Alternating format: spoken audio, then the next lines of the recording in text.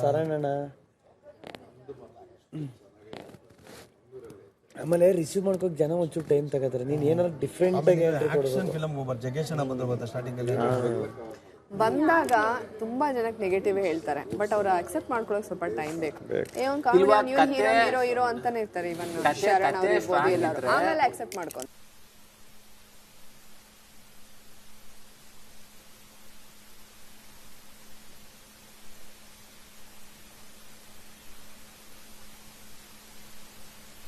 Corner ಬೇರೆ ಇದೀವಾ. ಆ ಮೊನ್ನೆ ಅಲ್ಲ, ನಂಗೆ ಆ ವಿಡಿಯೋ ತೋರಿಸಿದ್ರು ಗೊತ್ತಾ, ಗೆಜ್ಜೆದು ಎಲ್ಲರೂ ಅಲ್ಲಿ ನಿಂತಿದ್ದಾರೆ, ನಾವಿಬ್ಬರೇ ಮಲಗಿದೀವಿ. ನೀನು ಒಂದ್ ವಿಡಿಯೋಲಿ ಎದ್ದಿದ್ದೆ.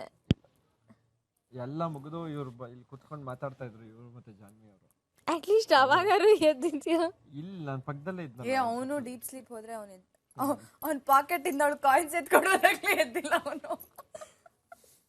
ಅಲ್ಲಿ ಇವರು ಧ್ರುವನ ಕಳಪೆಗೆ ಹಾಕಿದ್ರಲ್ಲ, ಅವ್ರು ಬೆಲ್ ಹೊಡೆದಿದ್ದು ಕೇಳಿಸಿರ. ಇವ್ ಬಂದು ಎಷ್ಟ್ ಸಲ ಕೂಗಿರೋದು? 3-4 ಸಲ ಕೂಗಿದ್ಲು. ಮನೆ ಕೇಳೋಂಗ್ ಕಿರ್ಚಿದೀನಿ, ಧನು ಧನು ಅಂತ.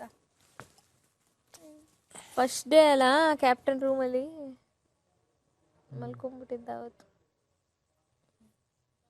ದಿನ ಅಭಿ ಪಕ್ಕ ಮಲ್ಗಿ ಮಲ್ಗಿ ಮಲ್ಗಿ ಬೇಸತ್ತು.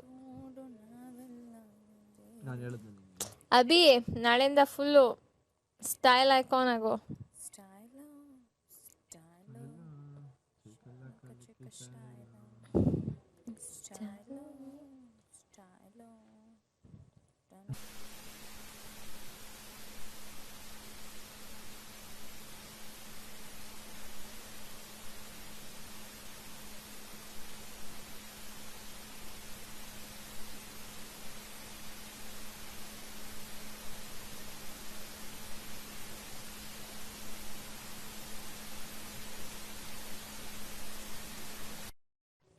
ಮಾತೆ ಬರ್ತೀನಿ, ಮುಖನೂ ನೋಡಿಲ್ಲ. ಸೂರಜ್ ತ್ಯಾಗ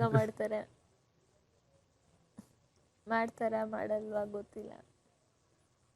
ಅವ್ರು ತ್ಯಾಗ ಮಾಡೋದಕ್ಕೆ ಫೇಮಸ್ ಆಗಿದ್ದಾರೆ. ಯಾರು ಬರ್ತಾರೆ? ಧನುನು ಅಷ್ಟೇ, ಎಕ್ಸಾಕ್ಟ್ಲಿ ತ್ಯಾಗ ಮಾಡಕ್ಕೆ.